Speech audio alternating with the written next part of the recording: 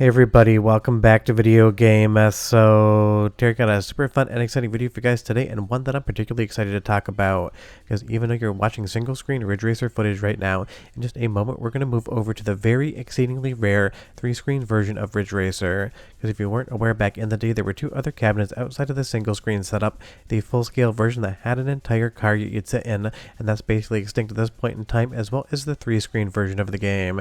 And interestingly, that was never playable in MAME, nor was it dumped until a user going by the name of Beaumont Plage or Beaumont Plage, not sure how to pronounce it, so I tried to get it right, doing it both ways, actually purchased a 3-screen cabinet and dumped the ROMs, and even worked on a custom version of MAME with some people to get it running. That is absolutely some of the best video game preservation you're probably going to hear all of April 2026, and I'm absolutely 100% here for it. Before we get too far involved though, do me a huge favor, go down below, hit like and subscribe, and ring that notification bell, definitely helps us out. And if you feel so inclined and want to support the channel, you got a Patreon link down below as well. And I am assuming most of you don't realize that there was actually a 3-screen version of Ridge Racer ever released to arcades, because it was an exceedingly rare cabinet and definitely an expensive one. Think of something like Ferrari F355 Challenge from Sega on Naomi. In this 3-screen configuration, you're going to understand what's going on here. And if you are wondering why the screens aren't perfectly aligned, that would happen on real hardware too. There is a bezel on the monitors. It isn't a bezel-less setup, so basically the screens are drawing the graphics to kind of accommodate for that fact. But I will say this is incredibly close to 100% perfectly aligned, so much so that I didn't really bother in Resolve trying to align it any better, because you 100% get what's going on here. But when you do see a slight discrepancy between the center, left, and right screens, that is because it's actually factoring in that bezel like you would on multiple monitor gaming as well. And honestly, this is just straight up magic. Not only the fact that it's now been dumped, but the fact that it works in a custom version of MAME. And if you want to play that, I've left a link to Beaumont's channel down below where you can get the version of MAME that you need. And hopefully at some point in time, this does get merged into mainline MAME as well. I will say the setup is very tricky, as far as if you don't read the README included in the custom main, you're going to get lost. So do not skip over any of those directions, or else you're basically going to end up with 3 screens that are absolutely blacked out, and you will not be playing the game whatsoever. Now, obviously we have a big difference in the fact that this has 3 screens, not one, and it has an ultra-wide aspect ratio, but as far as the actual content on offer here is concerned, it is the exact same Ridge Racer experience you would have if you loaded up MAME, the most recent Ridge Racer collection made for Xbox 360 that I talked about on the channel, or any other version of this game. But that is definitely nothing to scoff at, because it is still one of the best racing games of all time. And interestingly enough, getting a version like this just means more Ridge Racer for everyone, and that is always something that is exciting.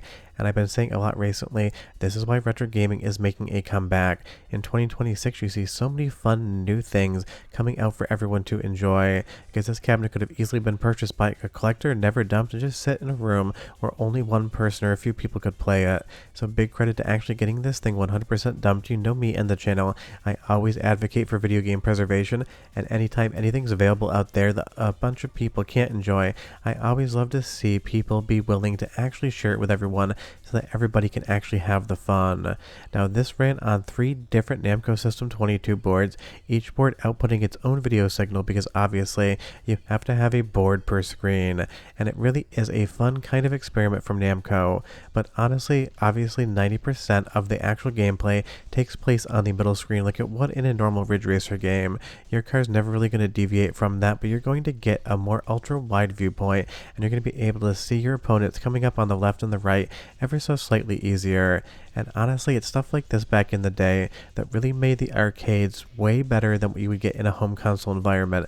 That is why stuff like this existed, to showcase just the power of what arcade hardware could do and what you might be playing at home in the future. Now, obviously, in a YouTube video format, this is going to have a lot of letterboxing on the top and the bottom, but I actually use dual ultra wides on my PC for editing, and it looks absolutely perfect there. Just be aware that you're going to be running not 1, not 2, but 3 different instances of MAME, and then you actually have to link them all together with the custom files included in this new version of MAME for Ridge Racer Ultra Wide. That way everything will actually work, and every once in a while you will see that the left and right hand side screens black out just on menus. That's totally normal and to be expected. Once you get into the game, you're going to see everything is exactly as it should be here, but you will see this slight deviation in the fact that it doesn't actually have the monitor bezel like would be on a cabinet. Let's do the first soundtrack sample here, because of course it is Ridge Racer, which means I'm going to make you listen to the music, but come back and I'll talk more about how to get this thing set up.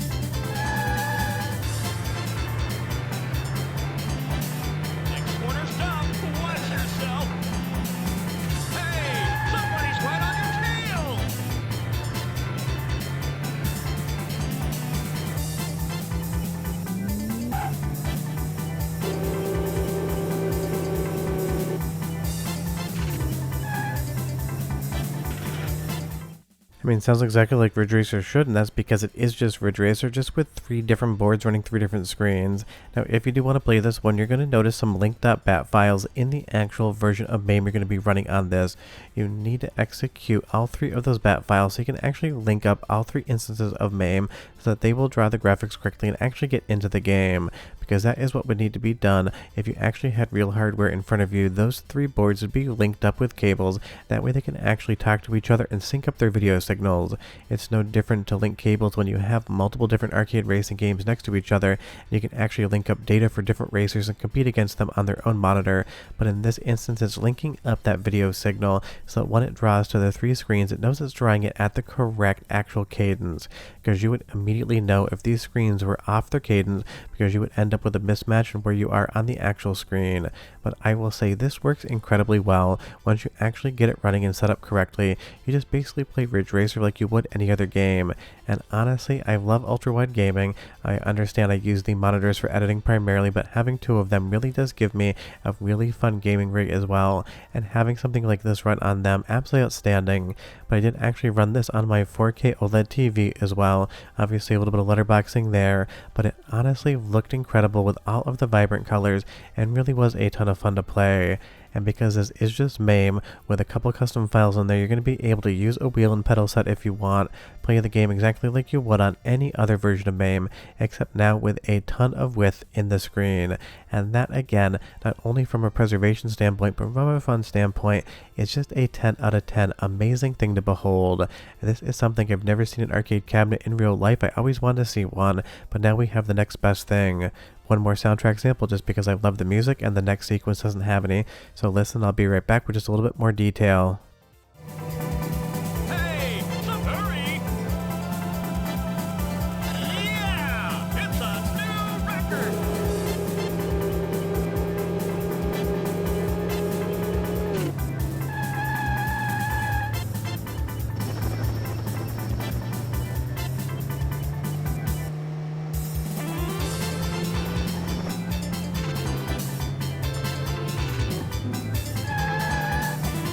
Hurry! Next corner's tough. Watch! Come on, cheer up. You'll see I ran out of time there, and the 2 screens on the left and right hand side do fade out, which I'm not sure if that's actually accurate for an arcade cabinet or not, because again, it's not like you're going to see these things everywhere. But if you ever did play one of the 3 cabinet setups for something like Ridge Racer with the 3 screens, leave me a comment down below because I would be curious what your impression of it was. Because again, between the 3 screen version and full scale, there were a lot of interesting releases hardware wise for something like Ridge Racer, but I've only ever played the standard cabinet, and that's probably all I'll ever play. But this really is the stuff of magic when it comes to just playing around with arcade tech, because again, this is why arcades existed in the 90s. Yes, we were getting 3D at home. Yes, the PlayStation 1, Sega Saturn, and N64 were on the horizon, but even then you couldn't do stuff like a 3-monitor setup on your PlayStation 1 back in the 90s, and that's really why arcades actually had these cabinets. It just showcased how much better games could be from a technological standpoint when you actually had arcade hardware and cabinets behind it. Just basically think of this as something like running multiple monitors on your PC, but think about having an entire PC per monitor. That's exactly what the Namco System 22 was doing. Each board ran its own screen, and the center board or the center screen would basically control all the input and act as the standalone Ridge Racer game.